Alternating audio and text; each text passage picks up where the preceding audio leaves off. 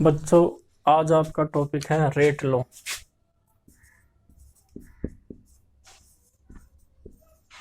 Expressions.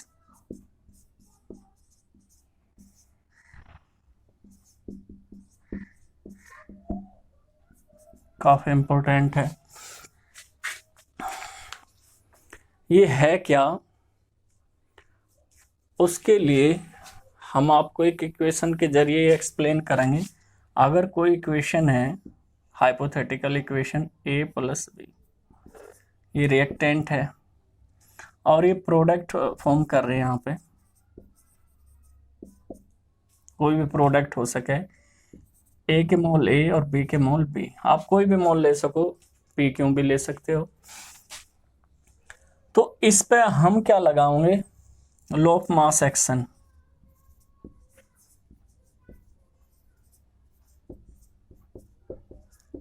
जो आपने 11th में स्टडी किया। ये क्या कहता है, rate of reaction is directly proportional to concentration of reactant और प्रोडक्ट। ठीक है बच्चों, तो हम इसे कैसे लिख लेंगे, हमने ये लॉ इस पे अप्लाई कर दिया, तो लिखेंगे rate of reaction directly proportional है ए की पावर ए इंटू बी की पावर बी। ठीक है, ये किसके अकॉर्डिंग है, लॉ ऑफ मास एक्शन। यानी जो रेट होता है किसी भी रिएक्शन का, दर होती है, वो डायरेक्टली प्रोपोर्शनल होता है उसकी कंसंट्रेशन। ये ब्रैकेट जो है ये कंसंट्रेशन को शो करते हैं, रिप्रेजेंट करते हैं, जो मोल्स हैं वो पावर में चले जाएं। ठीक है बच्चों, तो हम इसे इस तरीके से भी लिख सकते हैं, रेट इज इक्वल टू के ए की पावर ए इंटू बी की पावर बी। के क्या है बच्चों, यहाँ पे रेट कांस्टेंट।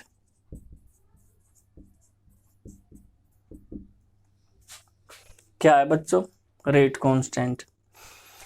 तो ये सारी चीजें पहले हम आपको थोड़ा सा इसके बारे में बता दें।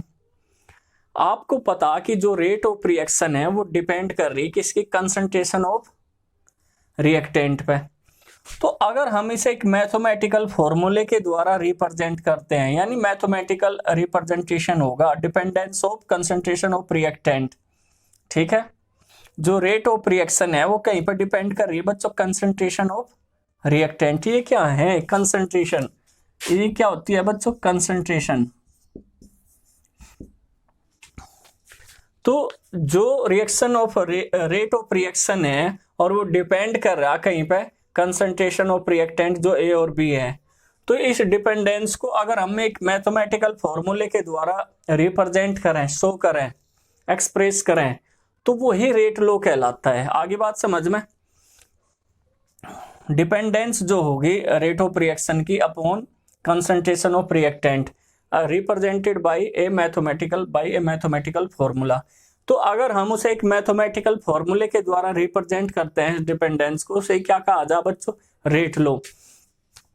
तो मैं आपको एक चीज बता दूं, ये क्या है, ये एक्सपेरिमेंटल है, तो इसे हम क्या लिख सकें, एक्सपेरिमेंटल रेट लो। यानी ये इस पे डिपेंड कर रहा, ये सारी डिपेंडेंस हमने कैसे निकाल ली, एक्सपेरिमेंट करके, कि ए पे डिपेंड कर भी रहा है नहीं, ए की पावर पे डिपेंड कर भी रहा है नहीं कर रहा है, बी की पावर बी पे डिपेंड कर भी रहा नहीं। ये सारे आप एक्सपेरिमेंट करके देख रहे। और इसके बारे में जैसे ऑर्डर ऑफ रिएक्शन या फिर आगे टॉपिक आएंगे तो और एक्सप्लेनेशन होगा, ये चीज आप देखना। तो के क्या है बच्चों, रेट कांस्टेंट होता है। यहाँ क्या है बच्चों, के रेट कांस्टेंट। अगर हम यहां देखें, if A is equal to क्या है बच्चों, 1 मोल और बी इज इक्वल टू भी 1 मोल अगर हम ले लें, तो जो रेट ऑफ रिएक्शन है वो इक्वल हो जाएगा रेट कांस्टेंट के। तो जब कंसंट्रेशन 1 मोल हो रिएक्टेंट की, तो उस दौरान जो रेट कांस्टेंट है वो रेट ऑफ रिएक्शन के इक्वल होगा। इस चीज का आप सभी बच्चे ध्यान रखें। ठीक है, इसे अच्छी तरीके से आप तैयार कर लें। अब ऑर्डर ऑफ रिएक्शन के बारे में भी हम आपको अगर थोड़ा सा बतावें यहीं पे,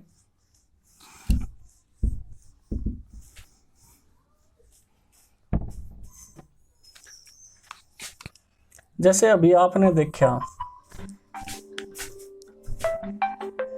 फोन आ गया था बच्चों। नेक्स्ट हम ये आपको बता रहे थे कि रेट लो क्या होता है। अगर हम यहाँ टाइम, जो कि मिनट में आप ले सकते हो, ठीक है, और ये है कंसंट्रेशन मोल पर लीटर। तो जो प्रोडक्ट है उसकी तो कंसंट्रेशन क्या होगी, इंक्रीज होगी। लेकिन अगर जो रिएक्टेंट है, आप ये देखो, जो रिएक्टेंट है, आपने जो रिएक्टेंट इसमें यूज करा, जैसे जैसे टाइम बीतता जाएगा तो उसकी कंसंट्रेशन क्या होती चली जाएगी बच्चों, कम होती चली जाएगी। इस तरीके से ये क्या है बच्चों, रिएक्टेंट। लेकिन जो प्रोडक्ट है उसकी कंसंट्रेशन क्या होगी, इंक्रीज होगी। तो ये ग्राफ जैसे हमने आपको बताया, जितना रिएक्टेंट खर्च होगा उतना ही क्या होगा, प्रोडक्ट फॉर्मेशन होगा। ठीक, तो हम रेट लो के बारे में आपको इसमें बता रहे हैं कि जो रेट ऑफ रिएक्शन है वो डायरेक्टली प्रोपोर्शनल होती है कहीं के कंसंट्रेशन ऑफ रिएक्टेंट के। क्लियर है सभी बच्चों को? जितनी आप क्या करोगे, कंसंट्रेशन इंक्रीज या डिक्रीज करोगे, वो रेट पे इफेक्ट डाल लेगी। हमने बताया भी था पिछले जो फैक्टर्स बताए थे उसमें भी। तो नेक्स्ट टॉपिक है बच्चों order of reaction. Order of reaction काफी इंपॉर्टेंट टॉपिक है तुम्हारे लिए।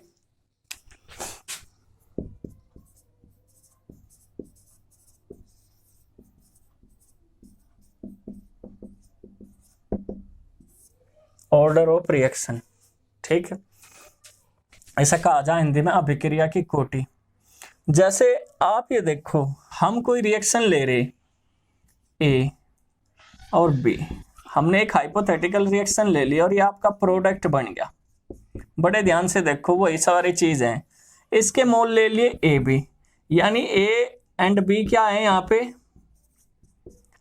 रिएक्टेंट।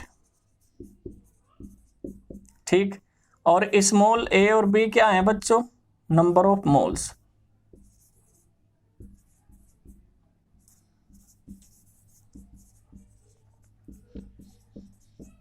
रिएक्टेंट के। तो हमने आपको बताया था कि लॉग मास एक्शन जब हम इस पे लगाते हैं तो जो रेट है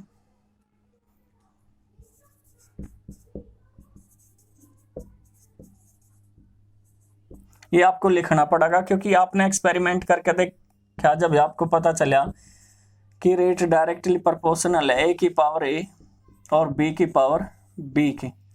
क्लियर? या हम इसे ऐसे भी लिख सकें, रेट बराबर के ए की पावर ए एंड बी की पावर बी के।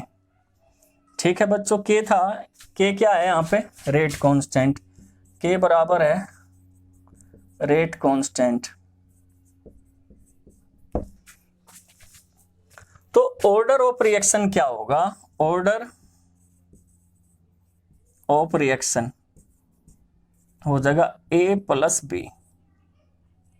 अब बड़े ध्यान से देखें सभी, आपने देखा कि ऑर्डर ऑफ रिएक्शन क्या है बच्चों, सम ऑफ पावर्स। आपने देखा कि रेट जिन रिएक्टेंट की कंसंट्रेशन पर डिपेंड कर रहा, उनकी पावर का जो सम होगा, यानी सम ऑफ पावर है किनकी, जिनकी कंसंट्रेशन पर रेट डिपेंड कर रहा है, वो भी एक्सपेरिमेंटल वैल्यू होती है। ऑर्डर ऑफ रिएक्शन क्या होगा, एक्सपेरिमेंटल। आप एक्सपेरिमेंट करके देख रहे कि जो रेट है वो ए और बी की पावर पे क्या कर रहा है बच्चों, डिपेंड कर रहा, तो इनकी पावर्स का जो सम होगा वो ऑर्डर ऑफ रिएक्शन होता है। लिखना चाहते हो लिख लो, the sum of the powers to which the molar concentration in the rate law equation are raised to express the observed rate of the reaction is called order of reaction. ठीक है बच्चों, तो ये सारी चीज आपने कब देखी, जब आपने एक्सपेरिमेंट करा। यानी जो डिपेंडेंस है रिएक्टेंट ए और बी की पावर रेट की, उनका क्या होगा, सम होगा। ठीक, क्या होगा बच्चे, सम। और इसे क्या कहा जाएगा, ऑर्डर ऑफ रिएक्शन। सभी बच्चे स्क्रीनशॉट ले लें। फिर देखो बच्चों, इसमें first order second order reaction आप पढ़ोगे, जीरो ऑर्डर रिएक्शन पढ़ोगे और सेकंड ऑर्डर रिएक्शन पढ़ोगे जो आपके सिलेबस में है, ठीक है।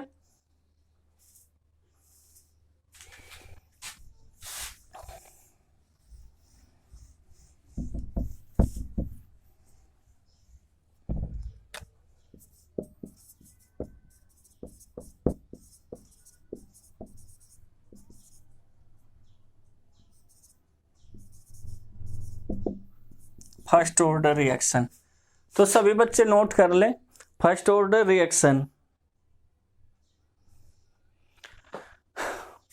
फर्स्ट ऑर्डर रिएक्शन में क्या होगा, एक रिएक्टेंट होगा, ये आपका प्रोडक्ट है।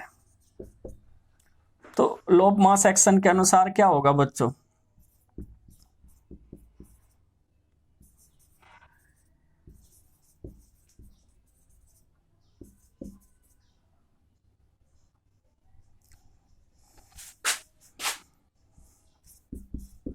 ये आप लिखना चाहो लिख लियो, नहीं तो लिखने की जरूरत नहीं।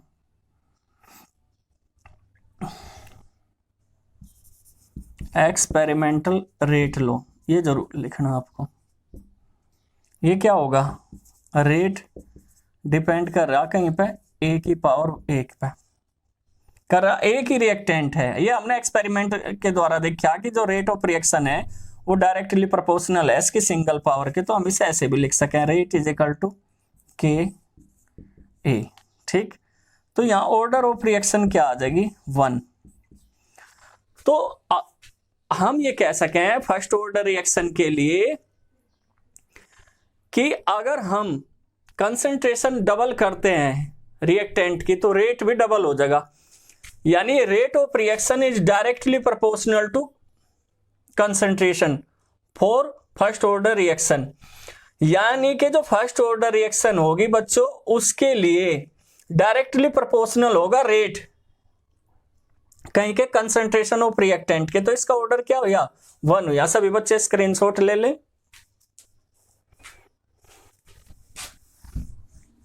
अब हम इसकी यूनिट बताऊंगे, इसमें क्या होगी यूनिट, फर्स्ट ऑर्डर में के की यूनिट क्या होगी, जो एक के है आपको पता है कहीं के बराबर होता है रेट अपॉन कंसंट्रेशन के। कंसंट्रेशन को हम ऐसे ब्रैकेट में लिखते हैं ना, तो इसमें क्या है, रेट की तो मोल पर लीटर आपने जानते ही हो, रेट की क्या होगी बच्चों, मोल पर लीटर पर सेकंड ये होगी, और कंसंट्रेशन की मोल पर लीटर होती है। तो मोल पर लीटर से मोल पर लीटर बच के सेकंड इनवर्स।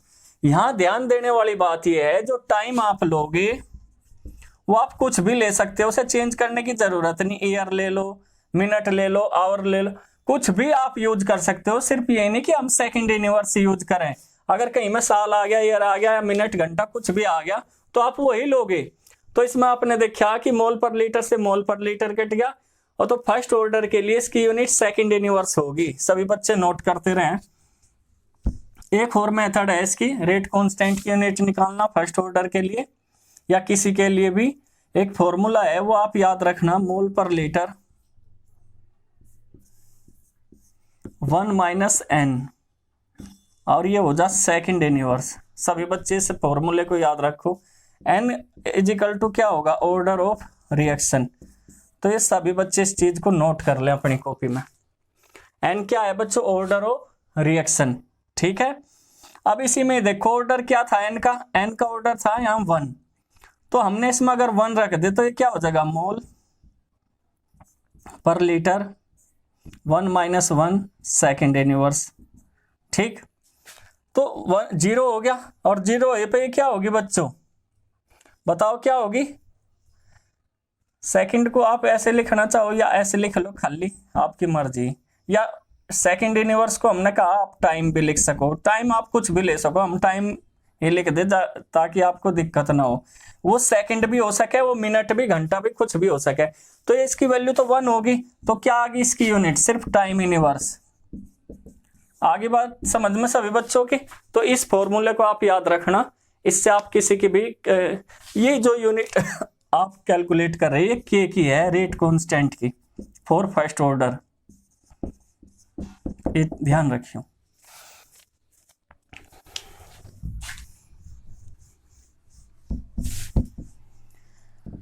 एग्जाम्पल अगर आप देखो, जितनी डिकम्पोजिशन रिएक्शन है, जैसे हाइड्रोजन पेरोक्साइड है H2O प्लस ऑक्सीजन में डिकम्पोज होती है, तो इसका आप देख लो एक्सपेरिमेंटल रेट लो।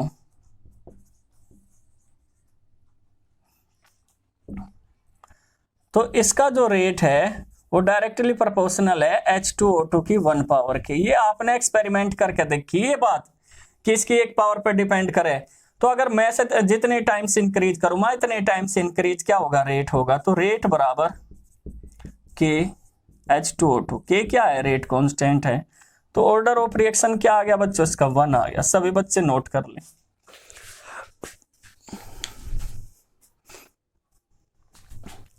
अब हम नेक्स्ट जो, क्योंकि काफी बड़ी हो जा वीडियो, फिर आप इतनी बड़ी वीडियो नहीं देखते, second order, zero order next video में हम आपको एक्सप्लेन करेंगे। ठीक है बच्चों, आज के लिए इतना ही।